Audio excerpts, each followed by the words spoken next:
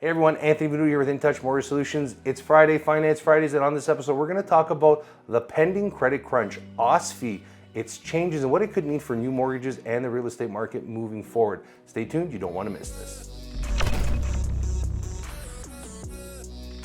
For those of you watching on the Team Sessa YouTube real estate channel, once again, thanks for clicking, thanks for watching. Don't forget, if you want to book a free consultation with myself or Santo, you can do that in the description box below. Don't forget to download our free app. It's available for you to download in the description box below. As well as while you're down there, don't forget to smash that like button, hit the subscribe button, share the video with a friend, and hit that notification bell. It helps the YouTube algorithm. And now, back to the video. Well, we have another major bank in the news, and OSFI, quick to the rescue, Office of Superintendent of Financial Institutions, to come in and basically change some certain parameters. And obviously, in light of what's happening with one particular bank and probably many others, if you ask me. But in this episode, I want to take a look at why mortgage qualifications, new credit origination is going to be down, and obviously what it could mean for Canadians with mortgages, especially if you're looking to buy, if you're looking to renew or potentially refinance. It's definitely going to be an interesting environment as we move forward. Now, in the recent news on Tuesday, we heard from OSFI, the Office of the Superintendent of Financial Institution, and its captain, its superintendent, Peter Rutledge, where they've increased the capital requirements or the domestic stability buffer, the DSB, from, literally its pandemic lows has started to increase to now 3.5%. And we'll get into why that's important. So if we look at what's happened over the last little while, well, prior to the pandemic, we saw the domestic stability buffer around 2.25%.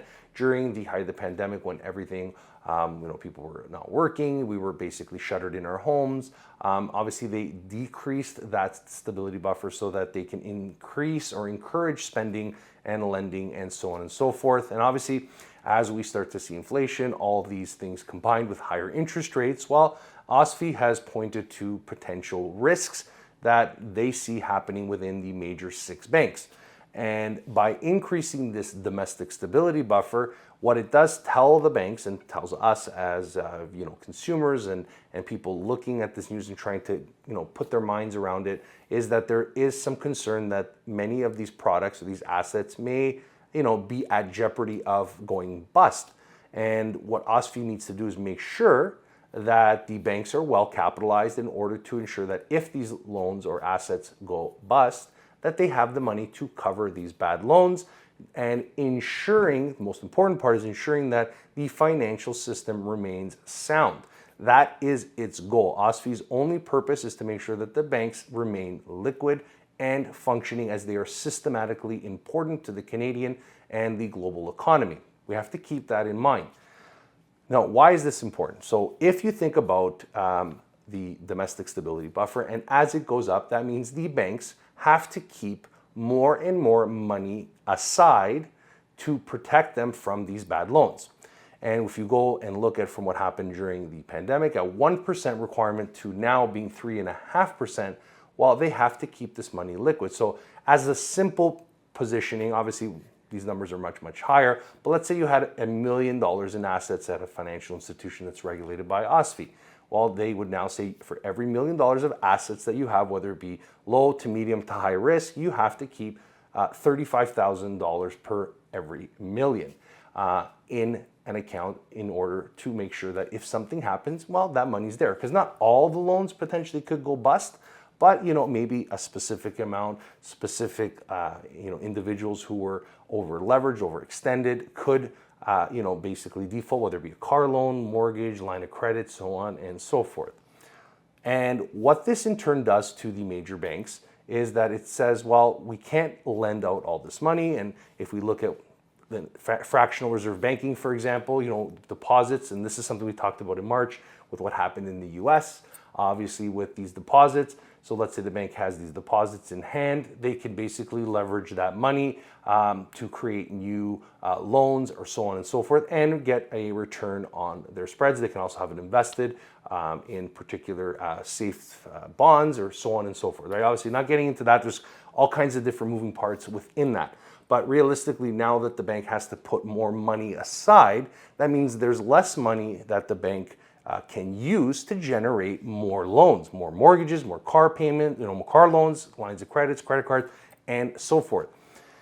And that is a big move by OSFI to sort of pull back on the credit lending, or this credit crunch, as we like to call it, the potential that the banks are not going to lend out money that easily anymore. Obviously not being also the fact that it's more expensive right now, but also because they don't have necessarily all this money to now lend out. Now, it's important to point out, amongst all other things, the banks here in Canada are well regulated, right? There are independent bodies that are obviously like OSFI and other different regulations that are in place, like the B20. We'll talk a little bit more about that, that are in place to ensure that the banks operate within guidelines that are, within their risk appetite.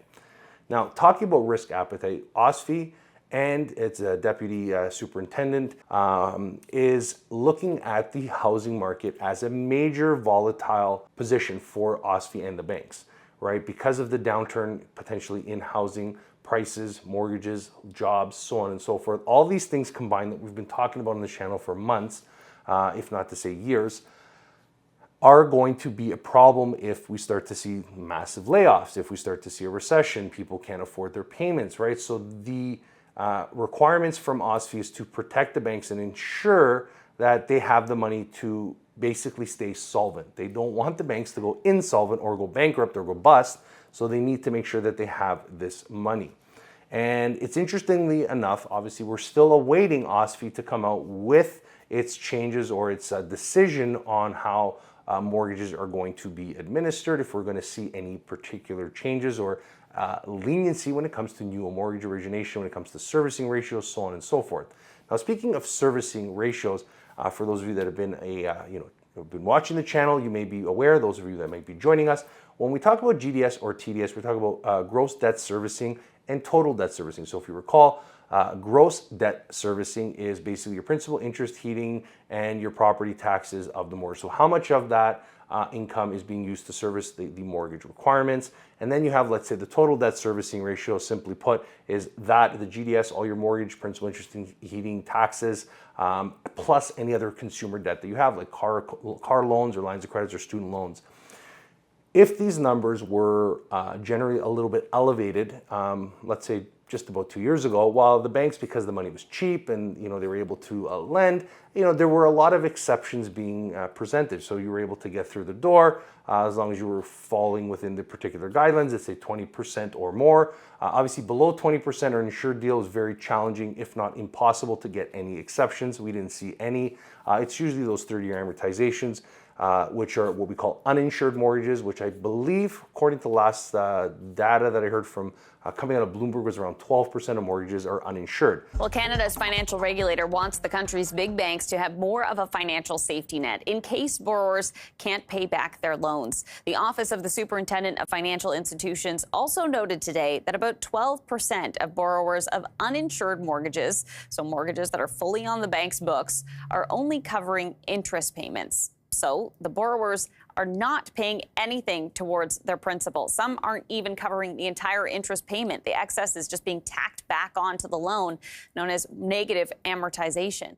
That means that if we take that and just say, look, there's a whole ton of mortgages that are insured, which means they are basically covered by CMHC, Canadian Mortgage and Housing Corporation, Sagan, or Canada Guarantee. Well, those are backed by taxpayers. You and I, they're backed by the government. So obviously there's a big problem, right? If these loans go bust, well, who ends up footing the bill? Anyway, with these servicing ratios, with these insured mortgages, the question is these extended amortization, something we've talked about on the channel before, and obviously the risk of default. So the regulatory body, OSFI, under the B20 guidelines that were established back in 2017, which is basically, they came into effect. The major one is the stress test rule, one that many Canadians now, especially those purchasing, understand. You have to qualify basically at the post or the contract rate, whatever that rate is, plus the 2%. Well, that started many, many moons ago and has now become common practice here in Canada. As you can see, the banking system has put these checks and balances in. Are they enough, or they should be tightened? Obviously is up for debate. We're still waiting on OSFI to come back on those.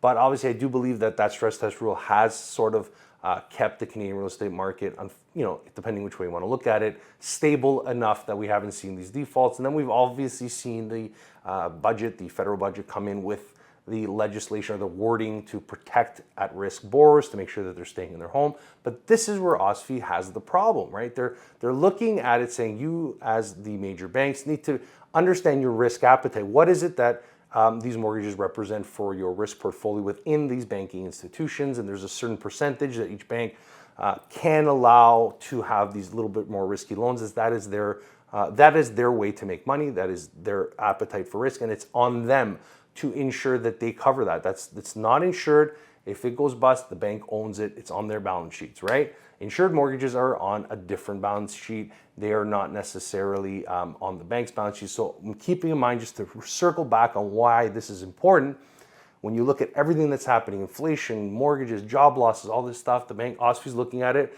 not because they want to put Canadians out of their homes or get Canadians better mortgages. They want to make sure that the banking system stays sound and solvent. Which brings us to CIBC being in the news again this week, obviously for some of their practices or things that they've overlooked over the past little while. And because of the fact that obviously some of this data should have not been leaked out, and obviously looking at what it means, understanding it from a perspective from the mortgage end. When you apply for a mortgage, there are certain conditions that are applied. So if you have too much debt, you have to pay it out, or you have to close out those accounts. Or let's say you had a line of credit that's secured against the home and you're refinancing or restructuring it. Well, the bank may say, well, we need to close that down and then reestablish a small one or remove it.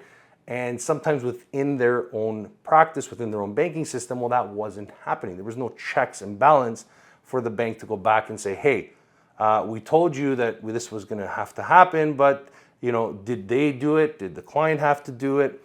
And obviously this begs the question of how this particular bank operated. And if one bank is doing it, is it possible that the other banks were doing the same thing, trying to gain market share when interest rates were lower? And obviously understanding how the banks work. Some banks have different programs, which, looking at some of these programs like net worth, how were they circumnavigated? Was their money supposed to be coming into the bank to show liquidity for these clients who are at these extended ratios, or so on and so forth? These are some of the major concerns. And why it's important, why we're tying OSFI to the bank, to credit crunch, to new mortgages, is because as they are uncertain about what is actually happening, right? Because they don't know how deep this problem is, or what the ripple effect is across the other banks. They're saying, look, let's increase capital requirements, which is going to trigger the banks to sort of pull back on lending, revisit some of their B20 guidelines, revisit some of their policies and procedures, which means that Canadians who are looking to get a mortgage in this higher rate environment, who may have a pre-approval, and obviously looking at those numbers, if those ratios are elevated, are they going to get that exception? Understanding, speaking to a mortgage professional, if you have a pre-approval in your possession, and obviously understanding, what those requirements are. Are you within those limits? What does that bank allow you to increase or decrease that pre-approval by? And what are those ratios, right? This is something we talk about with our clients every single time, saying this is the ratios, this is the amount that you qualify for based on the guidelines. And sometimes if clients are putting down a substantial amount of money, or there is good income, and sometimes the ratios might be able to jump up a little bit. Well, are those actual numbers going to be true? Will the banks allow this to happen moving forward? And I want to leave the video here. I want to get your thoughts on what you think is going to happen under these current guidelines. Are we going to see a credit crunch? Are we going to see all the major banks pull back?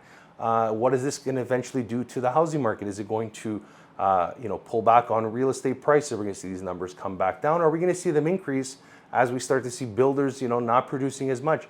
I want to know from you, our viewers, what you think this could mean for the future of the Canadian real estate mortgage and real estate market. So just remember, if you are watching this video and you appreciate the content that we're producing here on our Finance Fridays episode, please don't forget to hit the like button, share this video with someone if you found it interesting, as well as make sure you're subscribed to the channel. It doesn't cost you anything. And hit that notification bell so you can get notified every time we post a new video. But we'll leave the video here, wishing everyone a wonderful Friday and an even better weekend ahead. We'll see you next week. Thanks for watching.